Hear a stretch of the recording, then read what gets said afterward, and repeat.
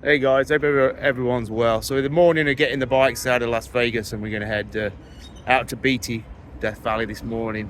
We've got 12 R18s waiting for us, a few other bikes. So a relatively big group, so we've had a few nights in Vegas. I think everyone's done with Vegas, but just want to do a quick video on why we travel. Because sometimes it's the hardest question to answer. Why do we travel? It's easy to travel nowadays, especially if you've got some money in the bank, a bit of time, and time to do things. It's easy. There's no difficulty really. Only your own objections or own barriers you put in place. But it's sometimes like, why? What do we get out of it? What is the point of it? And we're surrounded by this splendor, this grandeur, this wealth, this fake wealth. But I'm just walking across the bridge there, and I'm just having a walk out on my own to clear my head. Homeless guy on the bridge.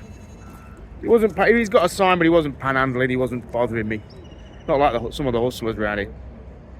And I don't know why. I just thought I want to give him a bit of something. So got my wallet out and just have a chat, don't you? And he, old guy, skinny, very dirty net hair, tangled up, proper lived on the street type look about him, chap. I never got his name. We had a chat about he'd been to England in the 70s and he'd lived there and overstayed his visa, which I've been there and done that.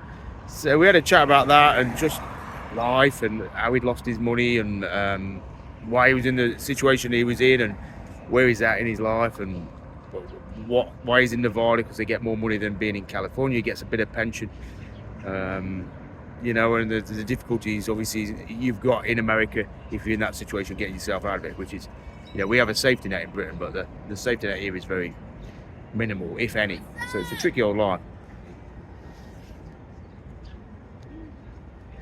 Some friendly people. But we had a chat, and then all of a sudden he sort of went off. I don't know if he got spooked by, because you're not supposed to be on the strip as a homeless person these days. I think they've clearly swept that side of Las Vegas into the suburbs or out into the alleyways, so you don't see the homeless of Las Vegas like you used to. But for me, it's that interaction, that transaction of information and story and moments shared that is the reason for being here, really. Everything behind me, everything going on is meaningless, isn't it? It means nothing. To see it means nothing. It doesn't give me anything. It doesn't give me any warmth or joy or spirituality, if you want to go down that route. But there's no gain in seeing what I'm seeing. It's interesting, but it's got no wealth in what it offers. But meeting a bloke on a bridge who's got a story to tell, who shares where he's at in his life and why, is the reason we travel. It is for me anyway. And this is only it's only me. I'm only speaking for myself. But why do I travel? Because sometimes you think, well, what am I getting out of it? I'm seeing things, but I'm not feeling things. And I guess that's it, seeing versus feeling. And it's easy to see things. It's easy to book somewhere and go somewhere and see it. But do you feel it? And it's a feeling that stays with you.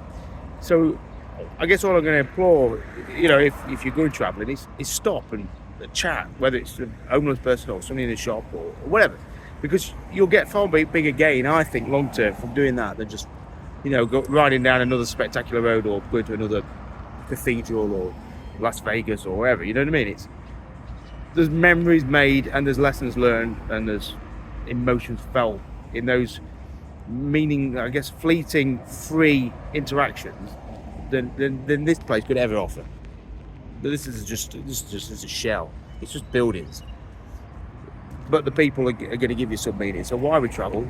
That's why I travel, I guess. And it's just actually reminded me why I travel.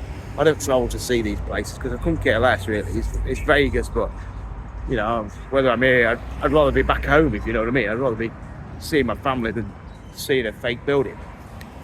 But it's the stories, it's the people you're going to meet as you go along that give you a real reason for being here and for doing it. So yes, we talk about travel on a motorcycle. Well, motorcycle is just a conduit to take us to places where we should be gaining and learning and experiencing. And yes, for some people that's going to be fine, just seeing and viewing and spectating and photographing. But consider the fact that you've got to ask the questions, you've got to speak to people, you've got to engage to get the real wealth out of this experience.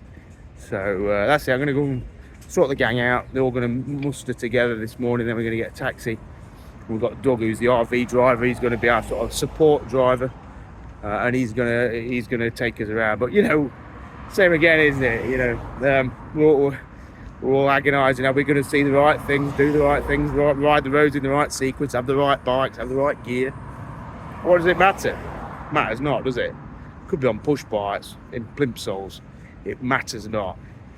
The detail, the visage of it all. Just that you're doing something and you're learning something as you go. So you don't need an R18 and a new helmet. You just need what you've got, and it's what you've got is really up in your head. The bike is irrelevant.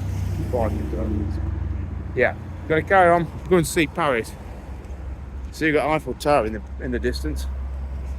We've got to find McDonald's, my spiritual home. Right, over now.